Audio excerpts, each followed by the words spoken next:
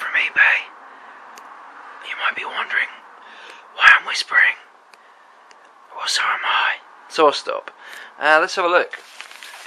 I think most of these are Gameboy Advance games, and start with the one that's bigger. Right here. So, this is a PlayStation 2 game. Now, I'm watching a lot of Happy Console Gamer videos recently, and the Ease series, not the Wise series, is something he'd been covering in some of his videos. And to be honest with you, like, I had no idea that these featured real-time combat.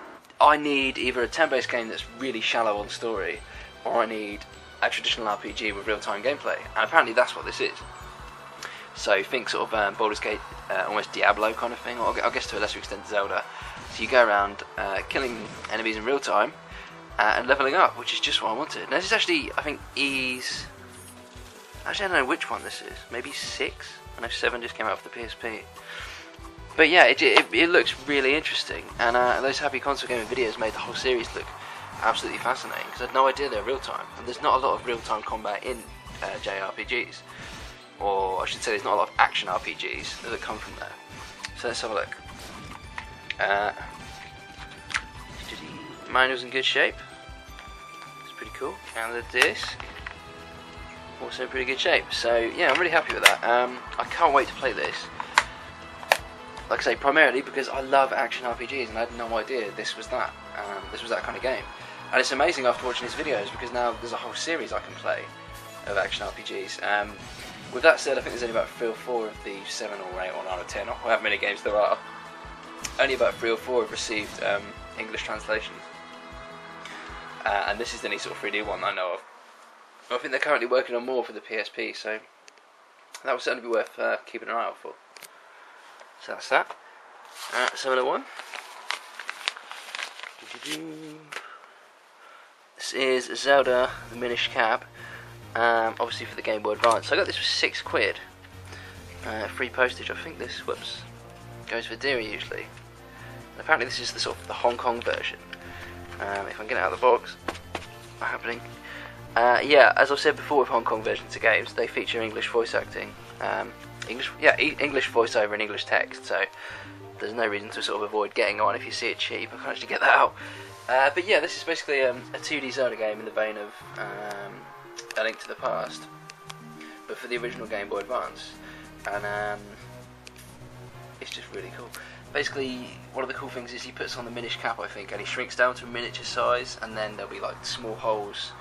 Or is there anything in things that I think he gets these like warp pipes or something, and you go to a sort of a miniature world with miniature puzzles.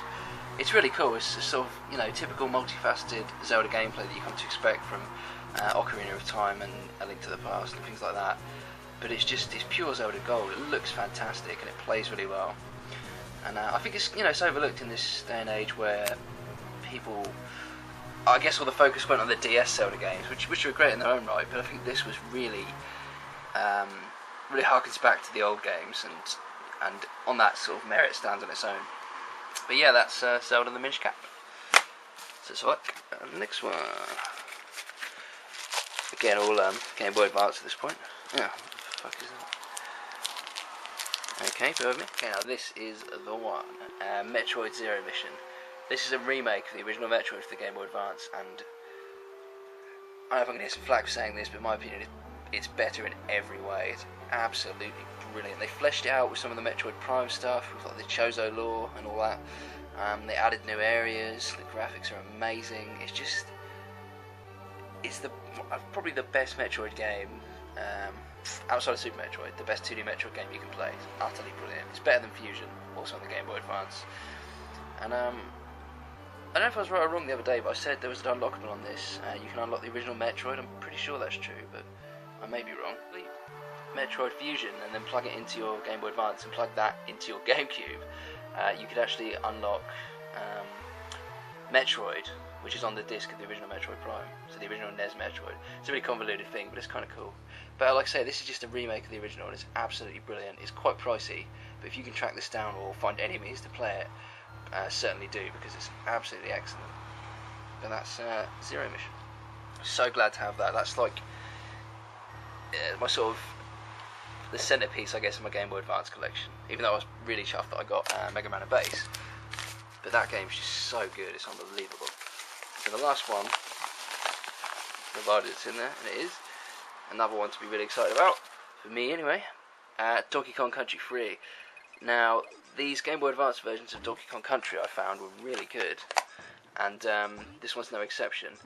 What's really strange about it, I'm not sure the reason, but the composer of the soundtrack for the Donkey Kong Country games, David Wise, actually went back when this game was created in about maybe 2001. And he did a whole new soundtrack for this version. I'm not 100% sure why. It might be something to do with the format they were in on the SNES couldn't be easily sort of coded onto the Game Boy Advance. So instead of just remake the same songs, he thought rewrite a whole new soundtrack. But like that music, his style of music's been missing from gaming for so long. And when this came out with a whole new soundtrack from him, I mean that's just amazing. And it's brilliant. It's up to the standard of the other Donkey Kong games in terms of the soundtrack and the gameplay as well, but it's the soundtrack that really stands out on this. So like I say, it is a different soundtrack from the SNES version, and if you really love these games and really love that music like I do, it's well worth checking out. But as always, that's the latest pickups, and there'll be a new video shortly. But the primary difference between them, other than the fact that the Xbox One is wired and the PlayStation 3 one isn't, is the W547